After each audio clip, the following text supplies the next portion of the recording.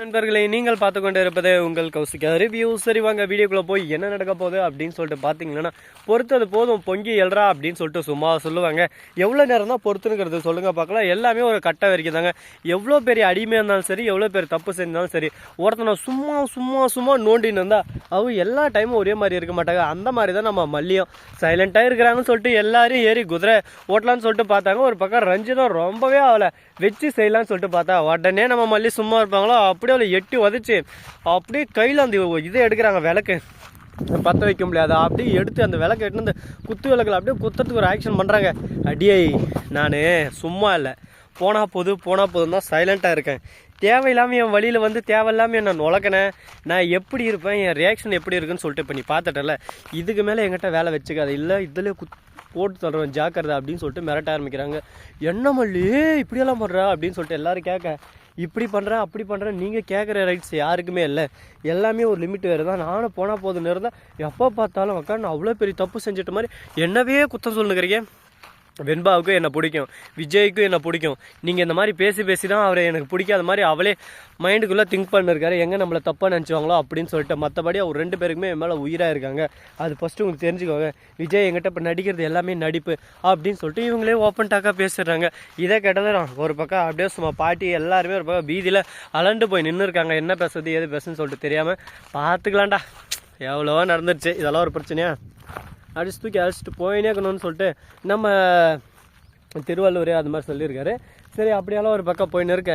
அதே சமயத்தில் மறுபக்கம் என்ன நடக்குதுன்னு சொல்லிட்டு பார்த்தீங்கன்னா, கரெக்டாக நம்ம வெண்பா குட்டி இருக்காங்களா, அவங்க வீட்டுக்கு வராங்க. வீட்டுக்கு வந்து மல்லியம்மான்னு கூப்பிட்றாங்க. உடனே சொல்லு வெண்பா அப்படின்னு சொல்லிட்டு, மல்லியம்மா இன்றைக்கி தெரியுமா நான் ஸ்கூலுக்கு போனேன், இன்றைக்கி என் ஃப்ரெண்ட்ஸ் எல்லாருமே உங்கள் அம்மாவும் கிட்டே திரும்ப வந்துட்டாங்க, நீங்கள் சொன்னதெல்லாம் பொய் நான் சொன்னேன்னா அதுக்கு வந்து அவங்க ரொம்பவே இது பண்ணாங்க.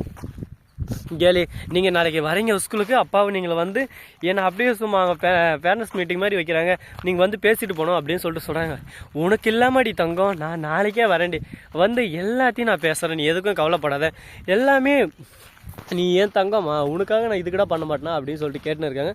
இதை கேட்கும் போது ஒரு பக்கம் சந்தோஷமாக தான் இருக்குது. சரி பார்ப்போம் இன்னும் என்னென்னலாம் நடக்க போகுது, என்னென்ன பிரச்சனையெல்லாம் வரப்போகுதுன்னு சொல்லிட்டு.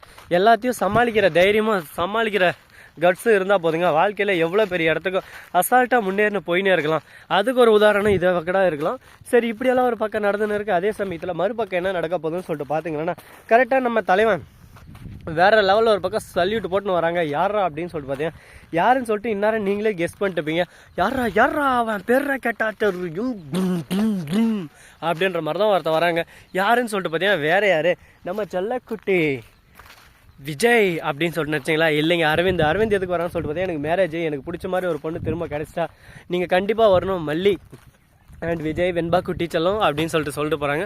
இதை கேட்கும்போது சந்தோஷமாக தான் இருக்குது. இனிமேல் இவங்க குடும்பம் சாதா குடும்பம் இல்லை, சொர்க்க வாசல் குடும்பம். இனிமேல் சொர்க்கத்திலே நலைய போகிறாங்க.